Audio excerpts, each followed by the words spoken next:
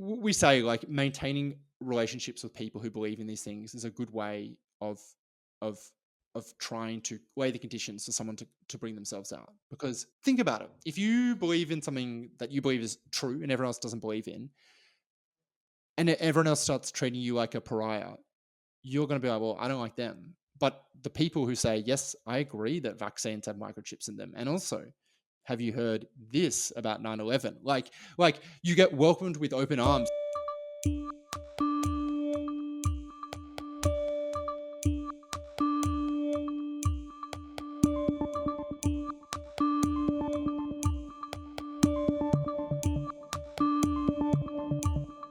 Welcome to Burning Platforms, our regular look at the politics of technology brought to you by Capita's Centre of the Public Square. I'm Peter Lewis. This week we talk with the co-author of Conspiracy Nation, Cam Wilson, on his journey into the world of anti-vaxxers, wellness influencers and sovereign citizens.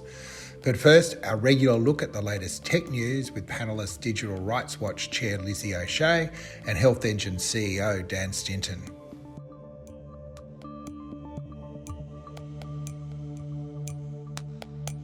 Cam, welcome back to Burning Platforms. You've kind of been our go-to fill-in when Dan's been gallivanting around the world doing high finance deals, and now we get the two of you together. You've come out with a book that I'm calling Australia's #1 cookbook, Conspiracy Nation, and we're going to be talking about that in a little while. You did this with Ariel Bogle, terrific reader. We're really looking forward to getting that later in the discussion. But firstly, meet Dan, your we'll say your doppelganger. Bizarro. You did a little bit too good a job on the show a few weeks back, I got to say. So I hope you're going to be mediocre today. We can compare person to person. You can see them against each other. But welcome, Dan, and welcome, Lizzie. For the last Burning Platforms, before we start our road show, whatever that might be, and we might talk a little bit about that at the end of proceedings. But let's do what we always do and start with a bit of a roundup of what's been going on around the world of tech and the interweb. Why don't we kick off with you? A group of very important people have issued a statement calling for AI red lines to prevent unacceptable risks around the technology. What's this all about, and will it make a difference? Yeah, so a number of very high-profile signatories, prominent people, a number of organisations have signed this call for AI red lines. And would this be like the world's best or worst dinner party, do you reckon? Depends which of the 200 you get around your end of the table, I suppose. Ultimately, what it does is it urges government to reach international agreement on any red lines for AI by the end of 2026. And so it isn't at all explicit about what that should be. I think it's Chris Taylor from Mashable described it a bit ungenerously as being launched at the UN General Assembly, the perfect place for a very non-specific declaration. But I would say with no teeth. There is a difference, I suppose, between I think Stuart Russell, I saw in an interview talking about it, said, do you build safe AI or do you build AI and then make it safe? And his argument is you should be building safe AI from the beginning. So building with red lines in place is the way to do that. And that's why you need to do this now at this particular moment. And I think there's some merit in that argument. I think in that interview that the person talking to him gets him to admit that he thinks it would be very difficult to implement these in the building of AI, but he doesn't see that as a necessary barrier and says that we regulate lots of industries even though it's difficult. So I sort of applaud that initiative or that spirit of making that demand upon the international community and for consensus on these topics. There is something that feels a little bit non-specific about it that causes me a little bit of concern, but I suppose that's a separate problem to whether you object to the initiative in principle, which I think it would be kind of difficult to do. There is some discussion in debates about AI about whether focusing on red lines comes at the expense of focusing on more specific current harms that are being carried out using automated decision-making systems. And again, I think there is some worth in working out whether we're prioritizing risks that are significant but remote, not yet realized, over things that we know that are occurring now that are causing real world harm, but perhaps in ways that are less dramatic or less considered less important. For example, I'm thinking about things like workers who clean, the data, who train the systems, who are experiencing really terrible consequences right here and now, and often get overlooked because they're in the majority of the world rather than the places where these AI companies tend to be headquartered. So there's lots of discussion around that. I sometimes think there's some unnecessary counterposition between those two perspectives. But I think it's worth just stating that criticism. But yeah, I'm interested to know whether everyone else would sign on. Yeah, I reckon there is a tension between that idea of, it's almost like a version of nuclear non-proliferation, although obviously the powerful nations get to sign out of that, and ironically, to embrace our AI future, we're probably going to have to build a lot more nuclear power to charge the data centers. And then on the other hand, this whole idea of the doomers driving the fast development of AI so that we get to AGI before other bad people and our version's going to be better. But without those, the other thing that struck me was how quite limiting the applications for where those red lines lay. It felt like it was existential risk, which I don't know if you design for those things. And I don't know. What did you think, Dan? My take on it was similar to what you touched on towards the end of your comments there, Lizzie. How could you oppose this in principle? It would be pretty silly to do so, right? Because we all don't want. Are you pro red line? I'm pro having red lines, but I tell you what I'm more pro. I'm more pro having some specific red lines. Yeah. I think, and I know they didn't do this intentionally, and I get all that, but I guess it comes back to the point that you made, Lizzie, which is there are real world harms that we can see now that we can legislate for now. I would rather see more energy going into that and less into this kind of highfalutin principled side of things, which I just don't think achieves much. And to give you one example, I think we've spoken about it before, that the deep fakes and the ability to produce deep fakes at scale now is a real world harm which is happening, and people are producing fake porn from that and all kinds of things, and putting real world people's images into this just very disturbing content. Just the idea of being able to create or use someone's likeness to create an image which is fake, I just think, or a video which is fake, should just be outlawed. I mean, except in exceptional circumstance. I just can't see a useful application for that.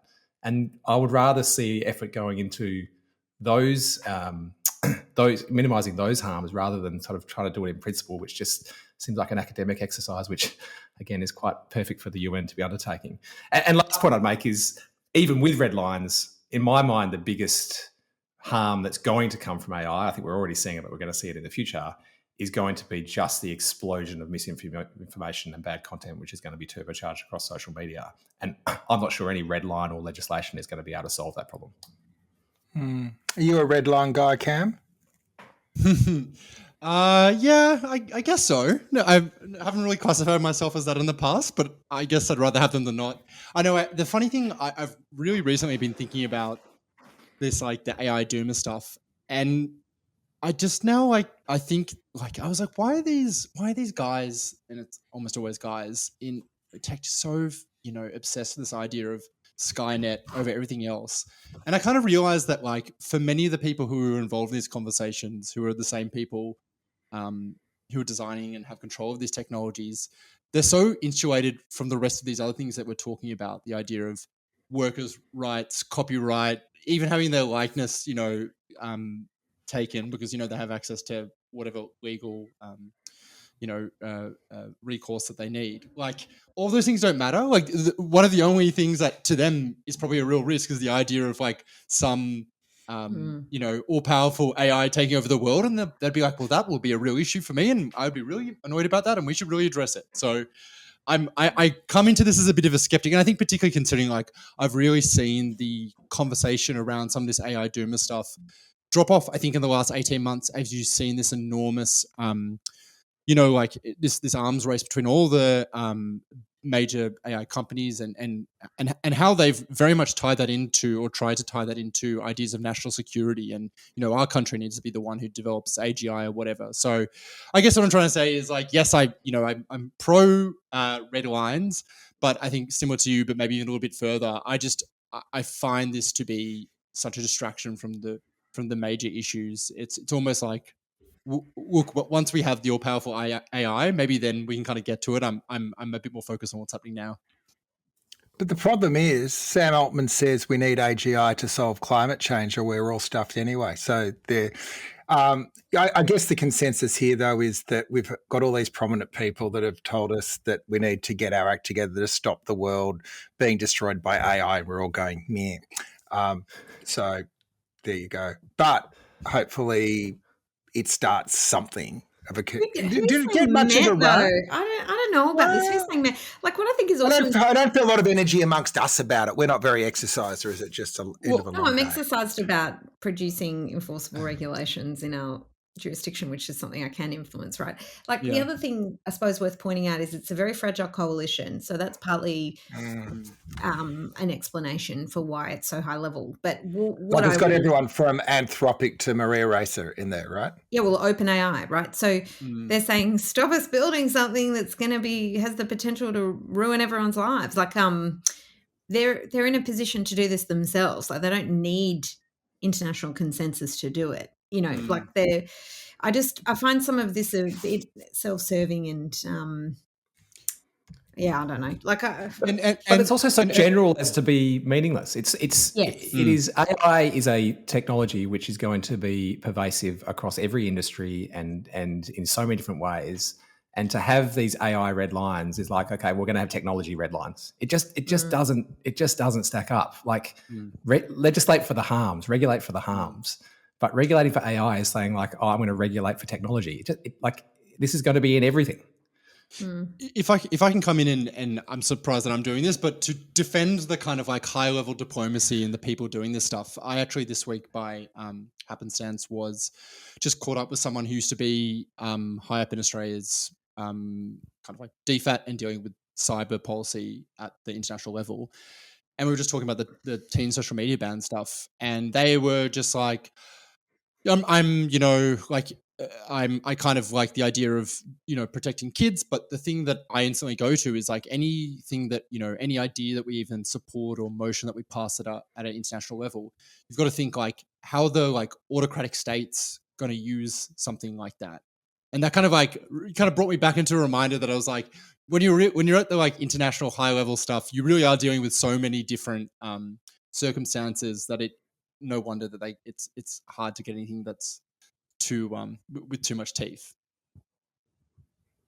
I think that's fair defense.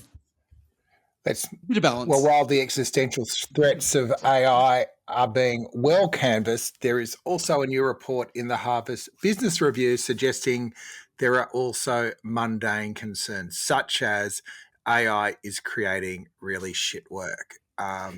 So this study, collaboration between Stanford's Social Media Lab and a group called Better Up Labs, found that 95% of businesses deploying AI see no discernible returns, but they also looked at employees who are using the tools, which tend to create low-effort, passable-looking work that ends up creating more work for their co-workers.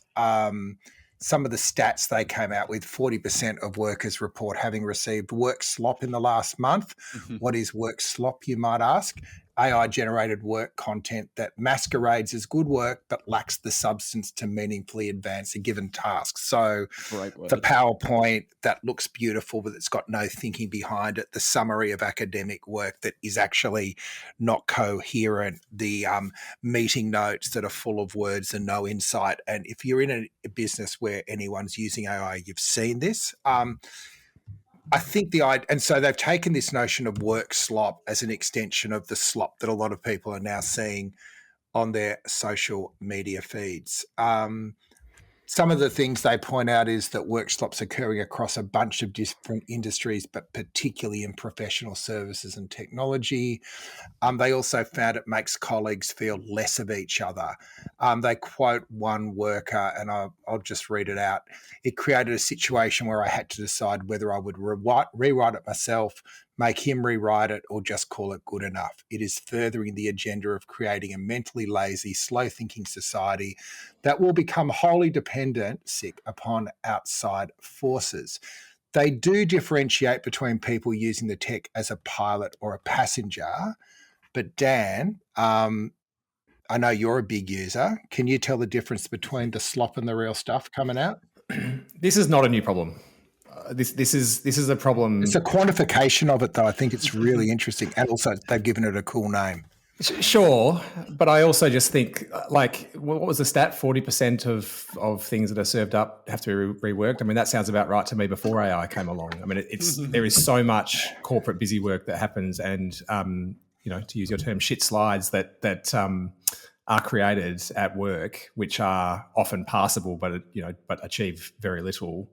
I mean, that just feels like bad management to me. I mean, you shouldn't accept poor quality work as a manager, regardless of whether AI generated it or not. Now, I guess the point they're making is there's more slop being generated because it's so easy to do, and I take that. But it doesn't. But also the workflow's being pushed down, not up. So it's the managers developing the slop for the next layer down. So, but it could also be the reverse, downstream. Right? It could also be the reverse, right? People have created the slop for their manager typically, and the manager is having to question whether or not it's accurate or what have you. I mean, the point of doing a PowerPoint presentation or slides is typically, I say this all the time, my team get very sick of me saying it, but anyway, I want to say it one more time here. It's the thinking that goes into it. Like, you do a whole bunch of slides for a board presentation or for an offsite or what have you, so that you can get your thinking together and so that you can, do some thinking and some work which is actually useful. It's not, the slides are the output of the thinking, not of the thinking. So it's the thinking that counts. And, people producing slides without front thinking is not a new problem. It really isn't. Mm-hmm. Much work slop in the legal profession at the moment, Lizzie? There's a lot of legal AI, I tell you what, and they're not all going to make it. It's the very overcrowded market, and it's expensive. I don't think, I'm not a fan of a large amount of it at the moment. I mean, I'm probably at the wrong level in some respects, but I think writing is thinking. So that is often how I work anyway. But we do use a lot of words and you have to process a lot of material. So there's a question around whether you do have lower stakes tasks that could be outsourced to an automated process. One of the things that I think is interesting, so the MIT report that this article was referring to, it actually talks about zero productivity benefit from AI. So it's not even that it produces nothing good, but that the productivity benefit, quote unquote, is zero for 95% of businesses that use it. But their conclusions are that bottom-up experimentation with this kind of technology is likely to be more successful than top-down initiatives where you impose a product upon your workforce and instead encourage a culture of adaptation and experimentation, which gives people more ownership over the process and the result, which strikes me as a very sensible recommendation. It sort of aligns Sounds with like a certain Nobel Prize winner in economics that we know. Yeah, and also like what you described in Invisible Bystanders, right? Like making sure people who are using the technology are involved in understanding what its scope is, what its limits are, and provide that essential source of feedback, like in that cybernetics kind of sense of the term, making sure that the right person receives the necessary feedback in an appropriate time, right? Like, and if you impose top-down approaches or you purchase a product off the shelf and then make everyone use it because that's what you've decided is the best one, I'm not surprised you don't get very much of a productivity benefit. So it is about also working out whether firms in the modern era, which is, economics has gone through different phases of prioritizing managers over, structural approaches to these things, whether modern firms are really capable of integrating this technology in ways that are going to produce productivity, or we're just going to have to all deal with this, weather this storm until people sort of adapt to this new way of working, whether they like it or not. And I think the first of those is a much quicker path, but I wonder whether we've got businesses that are agile enough to do that. You go, Dan. Sorry. I just need to respond somewhat defensively, as always, to that comment, because I would. We didn't even think we would that, disagree. Oh, here we go. No, we weren't. I guess you were calling into question the productivity gains that would happen in a corporate workspace, and we are seeing huge productivity gains in our workspace, like exceptional productivity gains. And it's coming really in two main places for us. It's coming in customer support, where text-based queries are now able to be answered largely by customer support people. And what that's done is freed up all of the people that in my organisation to spend more time in responding to people on the phones and via video conferences than they previously could. And also in AI coding, where it's being used for, I would estimate, about 20 to 25% productivity gain that we've seen so far, and that's only going up. There is real world benefit from the deployment of AI in organisations like this. You just have to do it in the right way. Just don't accept poor quality work. That's not an AI problem. That's a problem of the ages. But that's the question is whether your business is a unicorn because it's got such an enlightened CEO. I don't know whether you're arguing with the stats are saying something different. Exactly. Yeah. This is not an adversarial position on my part. This is like reported statistics. So and I also think there are some businesses that are more primed for the products that are available at the moment. There are some businesses that are more suited to use and widespread adoption, but there are a lot that aren't. So anyway. Yeah, perhaps I'm being oversensitive. Anyway, I'm just saying. Yeah, I know. Aren't we in agreement? Pam, I imagine you receive a fair bit of PR slop coming through about the benefits of AI and productivity. What's your take on that? Yeah, and I'm sure half of them are written with AI, and I wouldn't be able to tell the difference from what it was before because I ignored it all. But I mean, like, a spam filter. To maybe, I think there's actually a way to kind of bridge the gap between what Dan and Lizzie were saying, which is that, I mean, I tend to think that there is like, I agree with the idea that these kind of auto benefits need to be found from the ground up. And I kind of wonder if we're in this like moment of, I feel like I shouldn't even say this publicly, but of like almost like employee arbitrage, where as an employee, you can fuck around with this stuff. And if you get any benefits from it, you don't necessarily have to tell your boss because like, you're just going to get more work. Like, why not just be like the star employee who's kicking ass rather than being like, hey, I've actually figured all this stuff and you can do it quickly, so can I please have some more work? So I wonder if we actually will see some of that eventually filter up to the bosses as they kind of become a bit more familiar with it. But yeah, do you use it in your daily work at all? Yeah, I do a little bit. And that's the thing. It's always experimenting with ways that I can do it. Like very basic things I started out with was, like I do use it for just basic grammar and fact checking and like that's just I whack it through there and see if it says anything. It doesn't replace me needing to read my own stuff or look it up myself, but just another set of eyes, I guess, in a way. I use it for like basic formatting stuff, but I've even started experimenting with actually this is a pretty a hot use of it that I haven't really shared because I think could be bad in the wrong hands, which is like I've actually experimented with a little custom like chatbot that I built to help me write FOIs because like obviously a lot of the ideas about a lot of the knowledge of like government documents and stuff isn't in my head, but it's all on the internet. It's been sucked up into these things. So Michelle Rowland is right. It's bot attacks on FOI. She's right. But I mean, I just like whack stories in there sometimes, and I'm like, what? Like, if I want to find out this, what's something that I could request? And sometimes it's been useful. Sometimes it makes up government department teams, and that's why you've got to check it. You can't just be mailing it out. But it has helped me because like I'm kind of sticking my nose into places that I'm not as familiar with, and it has so it gives you a bunch of ideas, some of which might be true, some of which might be bullshit, but it's worth it because the true ones are good as long as you check out and get rid of the bullshit ones. And it's less about like ideas. Like the ideas still need to come from me. It's just in a similar way. It's like it is actually similar to AI coding insofar as like I need to have the idea. It almost translates my thoughts into FOIable requests, if you know what I mean. Like the language that I need to do to get something out of government. So that, I mean, like I've been experimenting with that, and again, it's not saving a heap of time, but it is saving a little bit. But yeah, I mean, I think the thing with the Work Slop that really just jumped out to me is like, there's a line in the story about how what AI has done, generative AI LLMs, is it has moved the burden of work from the creator to the reviewer. And I see that in so many domains. And I think that's like a real, that's where we're seeing some of this cost. And so like, there's examples of open source projects who are like, we can't, or even like competitions who are like, we can't take, we've got to stop accepting stuff because we're getting too much shit. And I think last time I was on here, we spoke about like parliamentary submissions. Suddenly they're getting all these AI written submissions. And the problem is, in a system where anyone can produce stuff, then suddenly you're being overloaded with it. And the people whose job it is to review AI it, to read it. you need AI to read it. And it's a real burden. So that is the kind of effect that I see, not just in work, but everywhere. That feels like slop. None of the submissions I make are slop. I'll just say that. I'm sure. Let's move on to happier news, I think. Well, maybe not. After winning the Succession, Rupert Murdoch now looks like he's getting his fingers into TikTok as well. Dan, is this something to celebrate?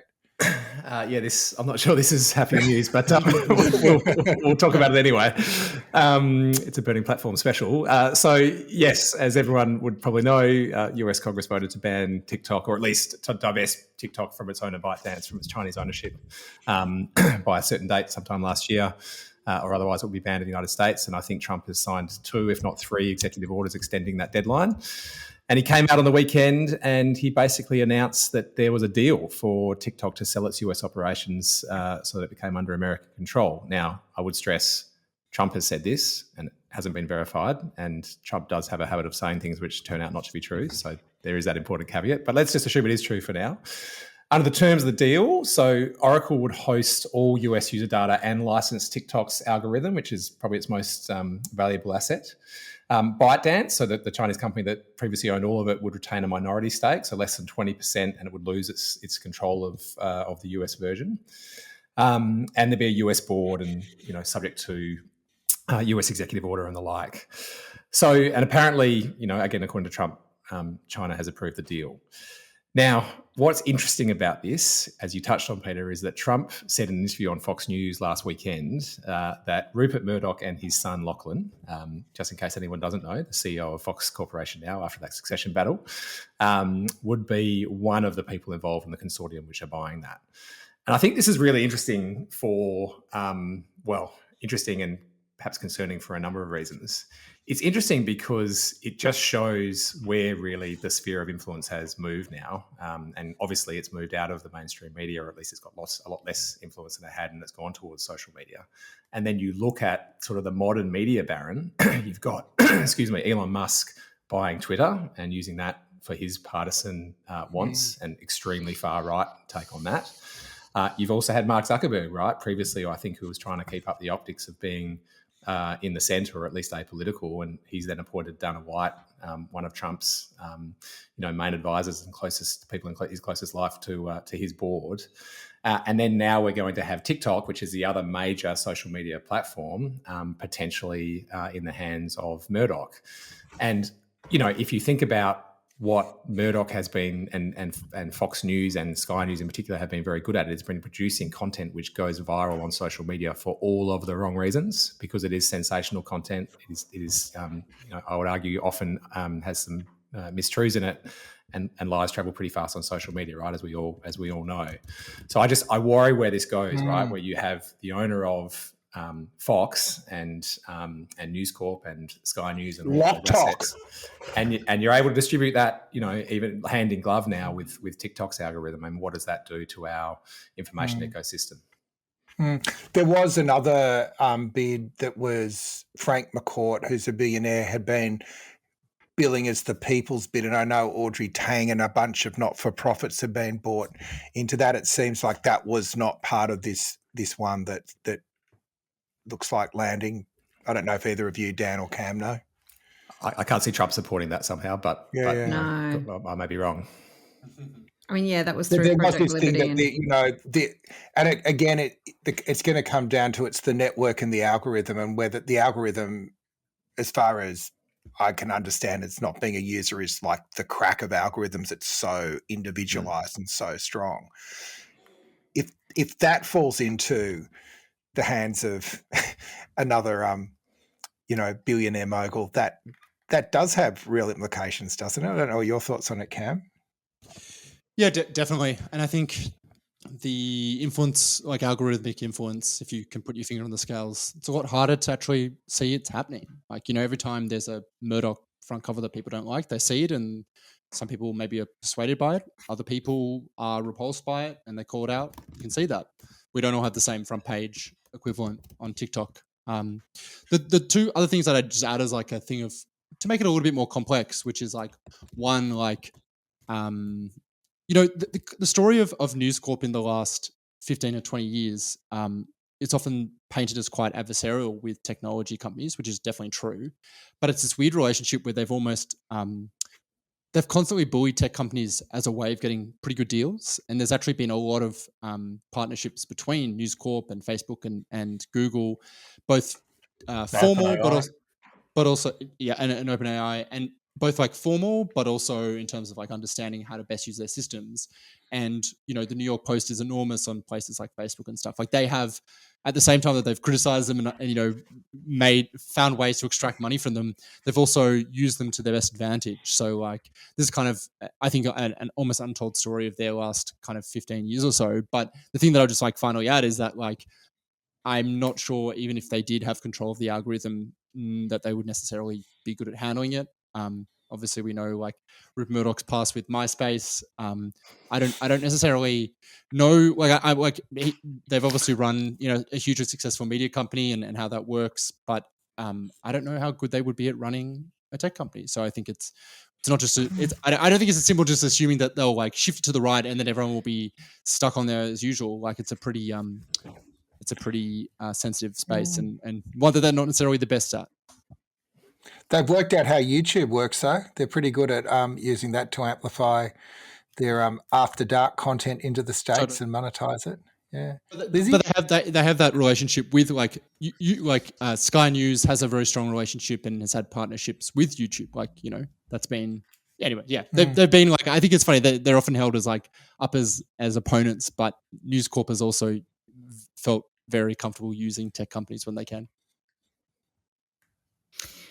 Yeah, well, I did see, was it James Patterson saying that we should move to the US version of TikTok in Australia because it would somehow be preferable to the Chinese version. Like, I find some of this so hard to even take vaguely seriously, as though this is some impressive change that's, I mean, the control of the algorithm is one thing, but even the user data question, like the privacy issues, they're both as bad as each other. I mean, I also do wonder, like, why are we prohibiting using TikTok on government phones when probably we should be prohibiting kind of X as well? Like, social media ban for everyone.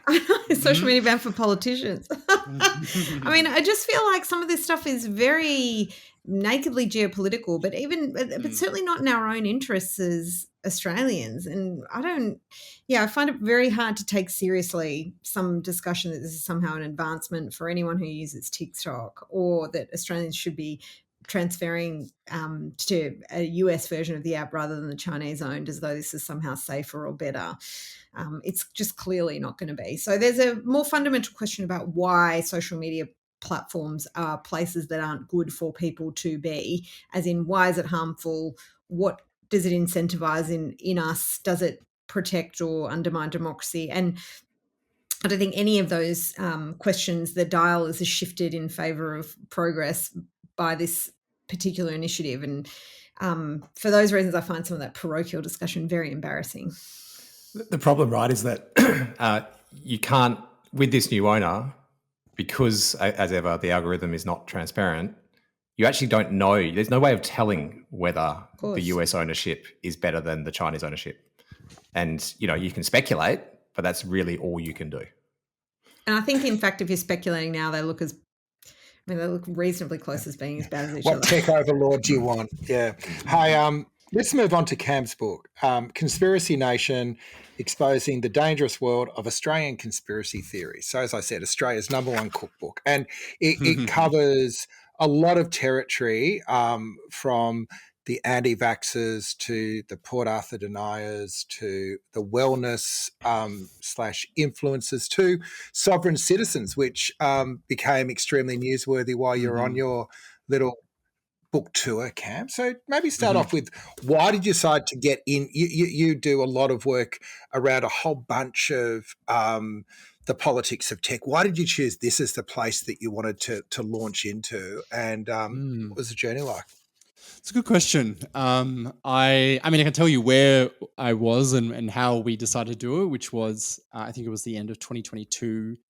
COVID, the peak of COVID had died down and we were kind of getting back to normal life. And Ariel, who I've never worked directly with, but has always been a tech reporter and has always been interested in kind of the social aspects of like, how is technology, affecting society? How does it affect power? We've been covering the Australia's anti-lockdown, anti-public health restriction, anti-vaccine movement called the Freedom Movement. And we looked at it and we were like, that was a crazy few years. I feel like I have a lot of thoughts about it. And it's probably time to it's almost like cathartic. I kind of need to get it out somewhere so that I feel like there was a use to me learning all this stuff. But I mean, we'd been covering the kind of extremes that we were seeing in society and how that was really being it was coming through technology, and like we kind of have a pretty nuanced take on the influence of technology in it, but no doubt like it was enabled in many ways by technology. And so that's kind of how we got into it. But it obviously became such a big thing during the pandemic, and we thought that we had learned a lot about it. But kind of like, and the main reason we wrote about Australia beyond just being Australians is that the thing that we always saw from people, right, is that they would see people protesting in the streets. They would see people sharing conspiracy theories in their news feeds.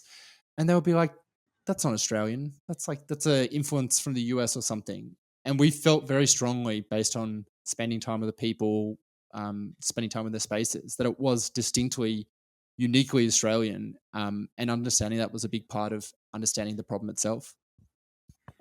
So tell me a bit about your take on the relationship between tech and people. Like, it's easy to blame the technology as if it's just creating it, but where do you see the sort of cause and effect there?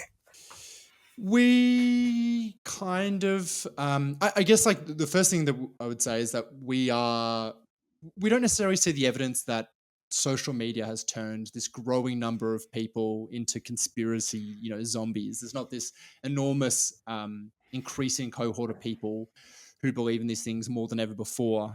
There's an academic who's one of the leading ones in the field who we spoke to.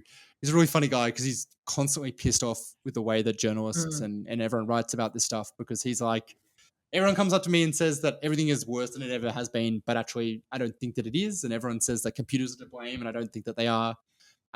His research suggests that, maybe that about the same amount of people entertain conspiracy theories as have in the past, maybe even fewer, which is kind of contrary to popular belief. And his case is that, if you think about it, like, it's never been easier than ever. It's never been easier to get access to high quality information. If you place yourself in the position of someone, say you're, back in a bar before we had internet on our phones, and someone comes up to you and says that, hey, I'm going to tell you the real truth about what happened at Port Arthur, and they spout a bunch of facts at you, you might just go, oh, okay. I guess I don't really know otherwise. You seem to know a lot about this.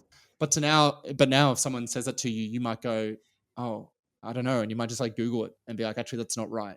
Because if you think about it, if you Google most things, despite the fact that we all do see it feels like a lot of conspiracy content, the primary things that we're still generally pointed towards are authoritative, high quality source of information. So all that to say is, like, we're maybe not necessarily seeing more people believe in these things, but it definitely has changed the way that people believe in these things. Like, to deny the influence of technology on anything, any social phenomenon would be crazy. And the thing that we really see is that it has changed the way that people express them. It has changed the way that people communicate them. And most importantly, it's changed the way that people organize and mobilize. Like, we see that people who believe in conspiracy theories now kind of maybe coming through one, but then they get into more and more and more. They get brought into these communities where these ideas cross-pollinate. And, compared to in the past, if you believed, that we didn't really land on the moon, and you go, in that same pub and you tell someone else, they might go, "You're a freaking weirdo," and then kind of be like, shuffle away a bit and don't sit next to me. But now, like with the internet, you can find any number of people who believe anything, and they will reinforce your belief. They'll make you feel like it's a more normal thing, and they'll also, you can organize together. You can maybe organize a march, or if not, you can organize to harass people. Like one guy I spoke to was saying how he was happy, like he's happily telling me, this normal guy otherwise was telling me how he's happily harassing real people who are at Port Arthur, like real victims, because he didn't believe them. So that's all made possible with technology. So we kind of see these conspiracy theories come through in a different way, and I think perhaps more impactful way. But there's not necessarily more people believing in them. Cam, can I? Sorry, Lizzie, you go. You go. Okay. Cam, can I just challenge something a little bit there that you said? So Go for it. The example you gave of someone saying something crazy to you in a pub, which has happened for as long as there's been pubs, and obviously it's different now because people can Google something, as you said. Now, there's a question about whether that that information that they Google is from a reliable source. But isn't the biggest fundamental change, though, that, and this is where I think social media does have a really significant influence, is you have to be intentional to get high quality information now. Whereas previously, when most of the information was coming at us via a small number of TV stations and a small number of newspapers. Now, there were many problems with that world too, don't get me wrong, but typically conspiracy theories were not making their way up through the editorial chain to get on air or in a newspaper or on the radio. Whereas now, it's the reverse of that, right? Most people are getting most of their content from social media feeds and from algorithms. And it's those algorithms which prioritize engagement, obviously, again. But so isn't it more that there's surely when most people are getting their information from social and social is serving up such poor quality information, surely that is contributing to the increase in conspiracy thinking, no? Yeah, definitely. And I think like there is like, there are no gatekeepers anymore. And that's how you can have, people like Alex Jones in the US build up these enormous, quite lucrative empires that they never could have before, because you don't need to have to be able to buy or to have access to a radio station or TV station or a printing press. You can just go live, and that has enabled things and gotten rid of gatekeepers who might have found this stuff distasteful. The thing that I would probably push back on is two things. One, that I think like it's probably one of the big things I think in how people view social media and digital like digital ecosystems is that I think people still tend to underestimate how significant many of the traditional media figures, like companies or brands or whatever, are in social media spaces. Like we were just talking about, Sky News and stuff, and like they are obviously, they have sensationalists, but they are still, like somewhat more to reality most of the time. Maybe that's oversaying, but maybe they're a bad example. But you know what I mean? Like if you look up at the moment most things on YouTube for a news thing, you will get served like a Channel 9 or a Channel 10 thing generally first.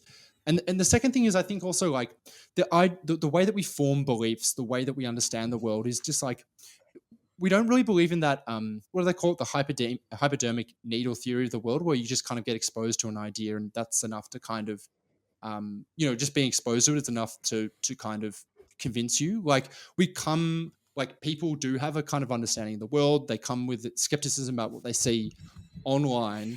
And I think that they do still like, for all the talk about misinformation and stuff, like most people generally have a pretty fact-based basic understanding of the world. And when they see something crazy, they don't necessarily just believe it because they've seen it. So yeah, I think it is complex, and not to suggest that we don't have access to more of these things, but I think that sometimes it's a little bit overstated, I think, and we've kind of seen that like it's less. Yeah, again, it's this idea of like a scale thing. Like we're not necessarily saying 50% of the Australian population all being COVID-19 conspiracy theorists, but we are seeing that small number of the population become more active and kind of more visible.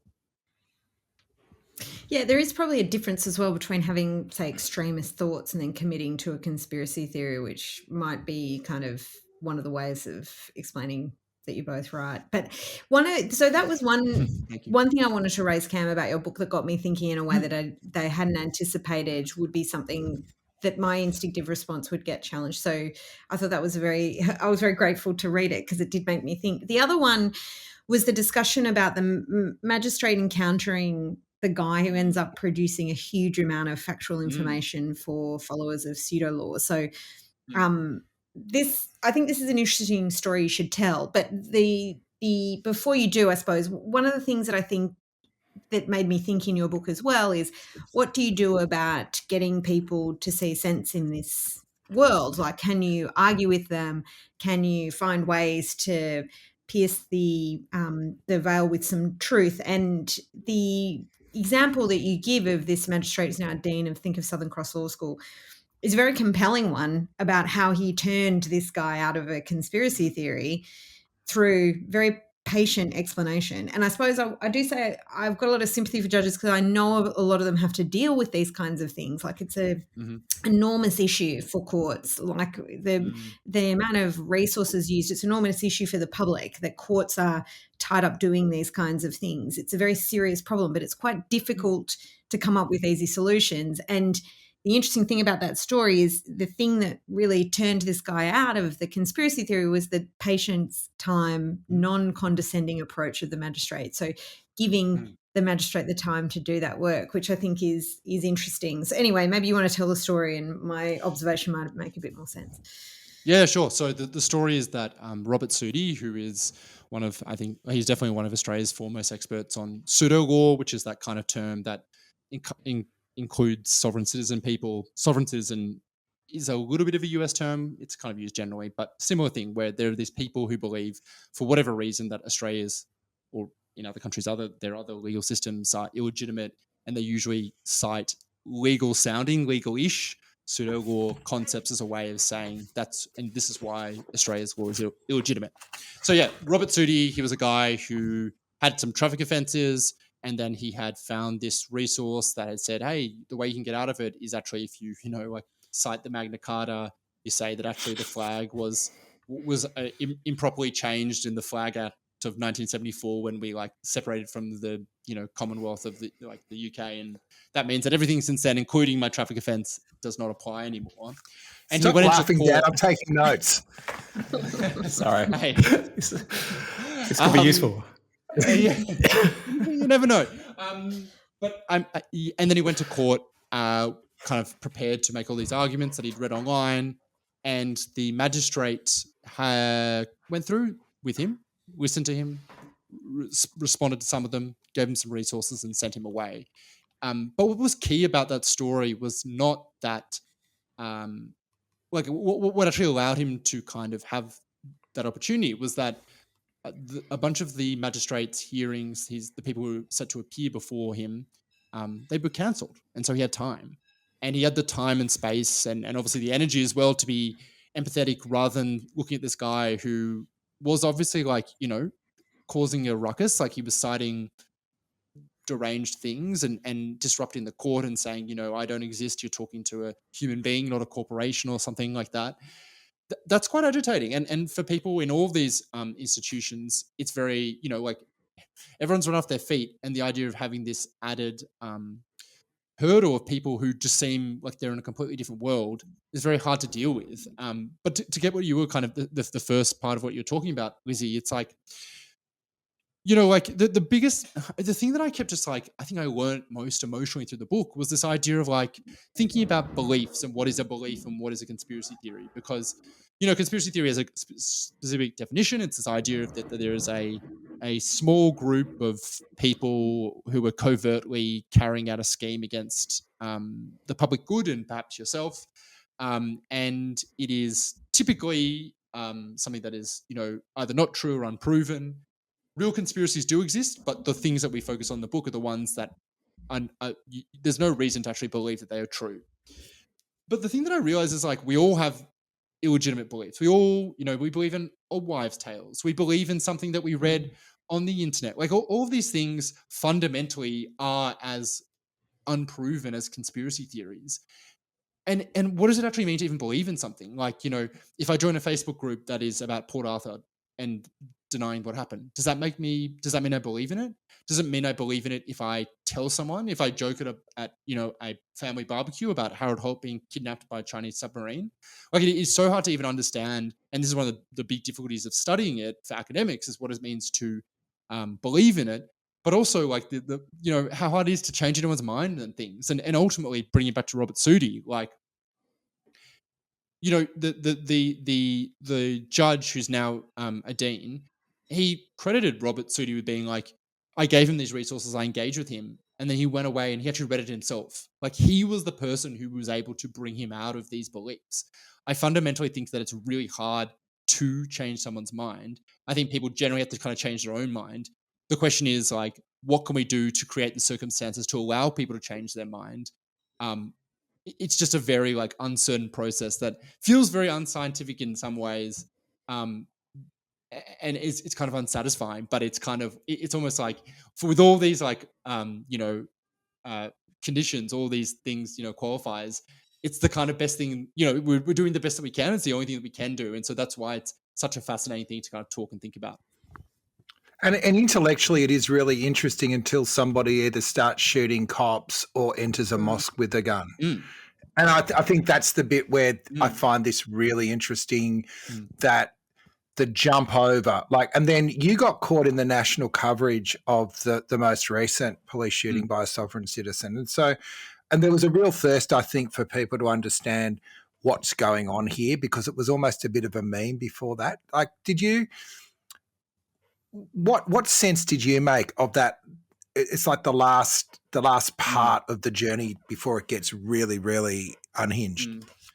Yeah, I mean, look, so Desi Freeman, who's still at large at the moment, he was someone who was I actually realized, like, I have like a Discord server, which for people not familiar is like a kind of chat room that I run myself.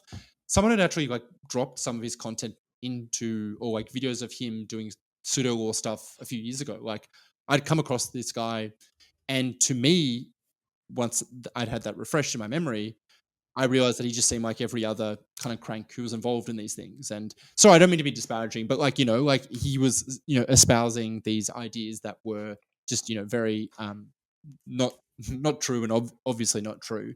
But the reason that I mention that is, like, this guy did not seem, from at the outside, from my limited understanding, and still to like all people throughout a lot of his life, to be any different to many of other people who believe in these things. Like, sovereign citizen things are fundamentally, I think it's, I can't remember who says in our book, but someone says it's like, it might even be the dean who was speaking about before, who says it's actually the conspiracy theory that worries me the most, because you view the entire government institutions as illegitimate. And then if you think about that, that means that any action they take against you is then persecution, is then violence.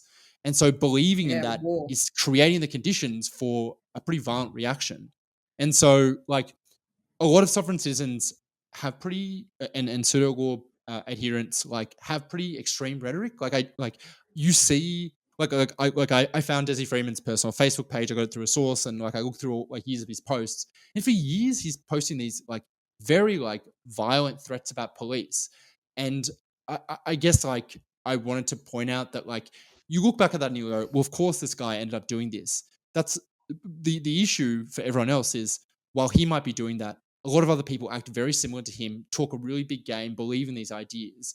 And from the outside, it's just impossible, I think, in my understanding, to know which ones are the people who will actually put their beliefs into action, who will do something like this, because they all act and talk in a way that is foreign and extreme, but only some, a very few, but enough for it to be a problem, actually carry through on it.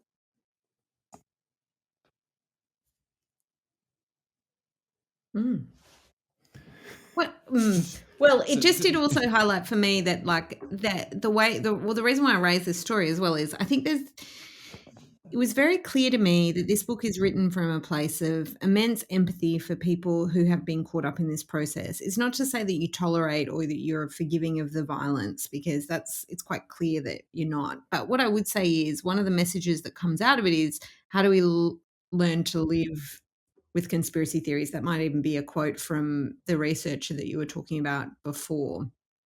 Like, rather than trying to eradicate or interrogate people who believe them or force them into re-education camps or whatever, that actually we have to find ways to accommodate them, but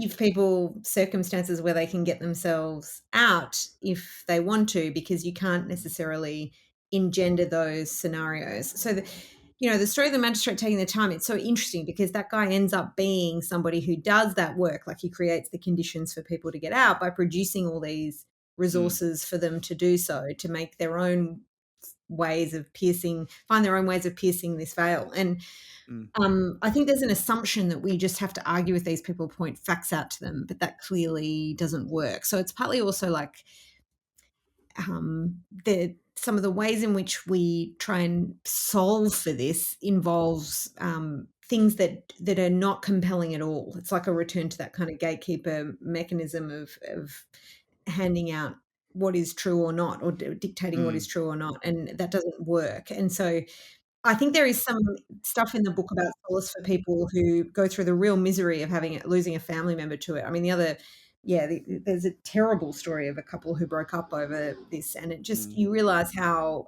there's a real loss for people, even if there's, no kind of violence. There's just a lot of harm that is created by these kinds of conspiracy theories, but we shouldn't, like, I don't think anyone's really equipped to kind of talk people out of it. And, even professionals, I mean, you document a guy who's a psychologist who loses it and then regrets it.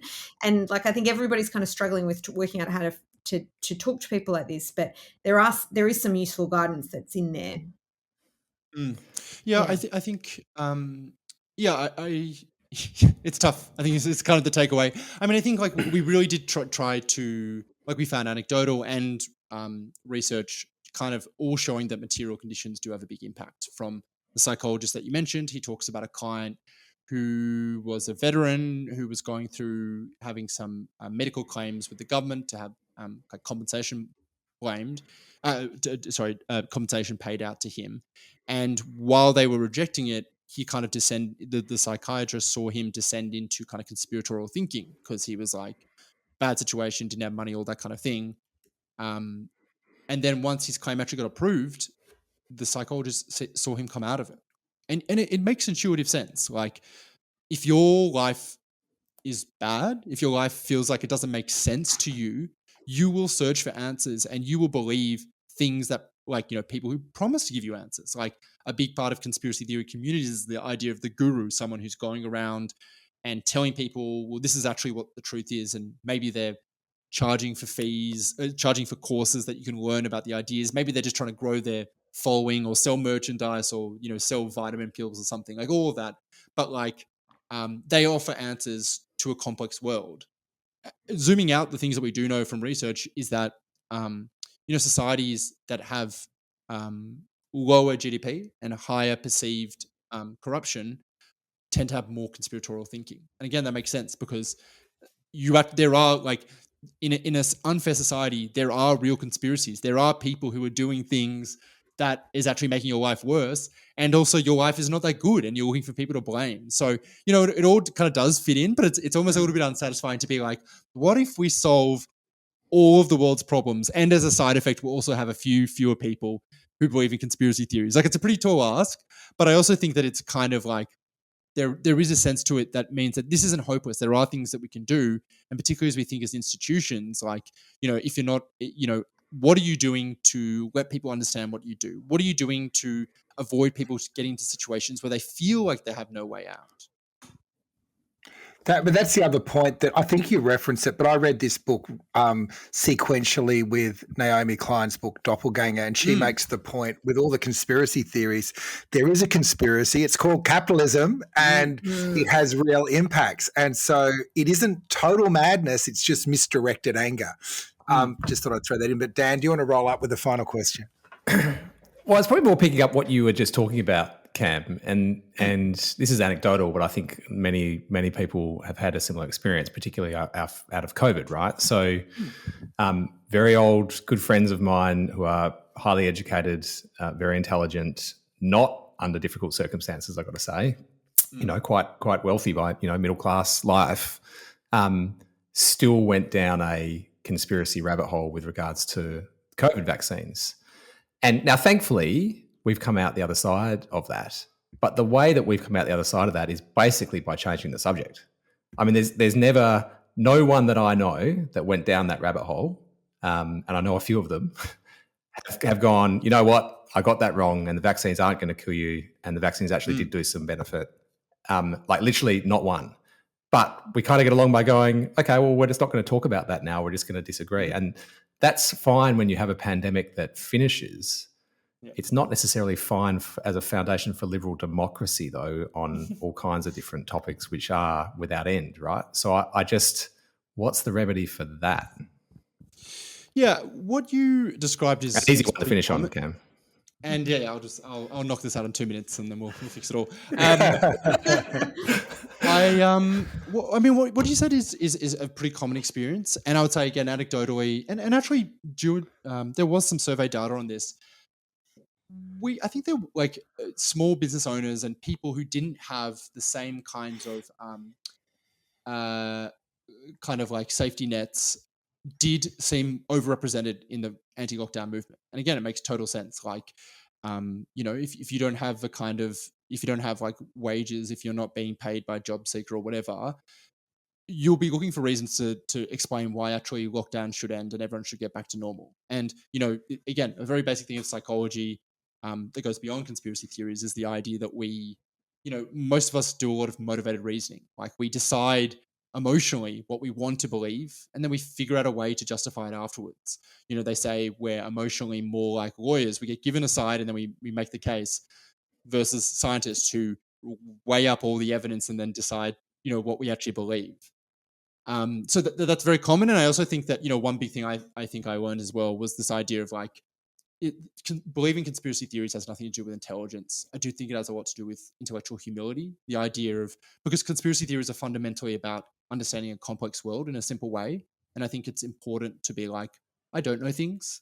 Things are uncertain. And that was such a big thing in COVID. Like we didn't have these certain answers about, vaccines will help this much. Or even remember for a while, there was controversy around like masks and stuff. Like all of these things, we didn't just like as a society deal that well and communicate that well with the idea of being like, we believe this, but maybe like, let's, not a heap, but that's kind of the best thing to do. So it was the perfect situation for conspiracy theories.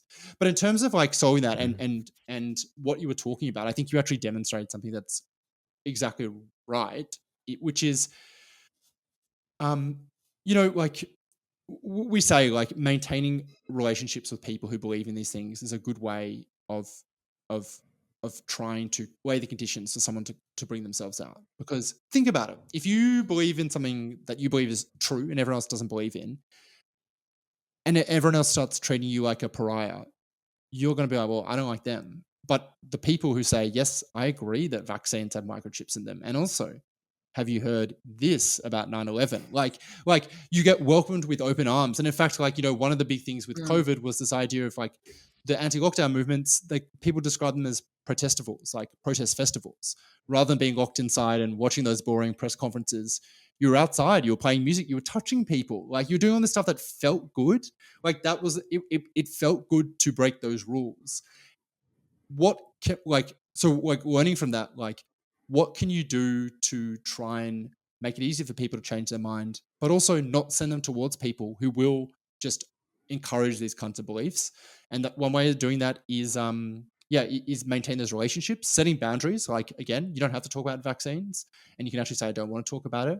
But you can be like, I think you're a good person. I don't think, I don't hate you. And you'll kind of continue to be one of those connections to reality, and maybe bring it around to the like, to finish it off, the kind of one of the big things about this podcast generally is like, the community, and how that's kind of mediated now through technology is such a, it's so complicated now. We all I'm a big believer in there is a lot of connection through technology, but I do think that a lot of the major platforms we spend a lot of our times are not like a lot of our time on what most people think of as technology, as social media. Right? They define that is the definition, is not at the moment encouraging us to like have good connections.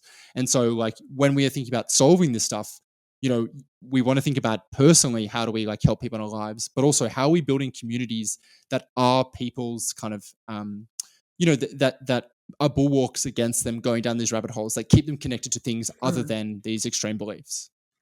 It's almost like you're doing an ad for what we're about to do next, which is to run a series of public burning platforms around Australia over the next month, which is, it's kind of a bit of a lift, but we just feel there's a moment where the discussions around the impact of AI on culture, on the media, on democracy, there's nowhere to have that debate. And just everyone's quite polite and concerned on LinkedIn or angry on their other platforms. So we're going to just we've found a few venues. In Adelaide, it's the Bob Hawke Centre. It's a cool bar that Dan's secured for us in Perth, a couple of unis in Brisbane. It's QUT, UTS, and then Trades Hall in Melbourne. So if you are listening to this show and you want to be part of it, the idea is just to get people together, have a bit of this discussion, with audience feedback and some fun guests, and then have a drink together afterwards and get to know each other. Because I do feel like we throw out into the ether, but we're really keen to build it. And, Lizzie, particularly with Digital Rights Watch, just starting to map out some civil society groups. So if you're involved in a union, or if you're involved in a not-for-profit or an advocacy group, or, you're part of the tech industry, Dan, we want to get people together and just see if we can work this out a bit so that we don't end up just hating on each other as well. So, we're going out there, Lizzie. I can't wait. Can't wait to be on tour. But I know I don't know how rock and roll it's going to be, but there will be a rider. You will get to have a drink, but I still think you could probably be in bed by 9. So what I would say though is it's like Dan's dream. 30 for me. But it is designed to be as broad as possible. So anyone who feels like they want to talk about these issues, please do come along. It's supposed to be engaging, and they're coming up pretty soon. So it's the next couple of weeks for Adelaide and Perth, and then on to the Eastern Seaboard. But yeah, it's definitely an attempt to create a forum for discussion. And it can continue online, of course, but here's an opportunity to meet each other in person. So if you can't make it, please do just reach out anyway, because I'm just looking for anyone who wants to collaborate on these kinds of topics, because this is how you keep. You're sick of being lonely, aren't you? I am. I'm not actually lonely, but what I mean is, I very specifically wanted to frame this around how does democracy survive AI, and I think it is about building that connective tissue in person through technology as many ways as you can, because that is how you protect democracy from these things, from the very serious threats posed by a highly concentrated tech sector experimenting with sophisticated products. So that's our job that we've given ourselves, and I'm interested in having anyone along for the ride who wants. Yeah, and we'll welcome both of you. It'll be great. Both my mum and dad. Yeah. Meanwhile, you can catch Cam on his site, The Sizzle, or through Crikey, and hopefully you can make it along to the Melbourne event, Cam. Although you're Sydney-based, aren't you? Sydney. So maybe the Sydney one. Maybe or both. Or both. You're only going to hitchhich around the country and come to all of them. I'm a burning platform groupie, so yeah, I'll be there. Groupie. That would be an achievement. That would be an achievement if we could get one of them. But anyway. What a lovely groupie. On that note, hey? That's a little lovely groupie. I feel touched. Oh, I didn't mean it like that. Okay. Oh, dear. It's time to wrap things up. On that note, it's time. It's past 9 o'clock. Lizzie, this is what happens. Thanks, everyone. We'll talk again in a fortnight, or see you on the road. Thanks all.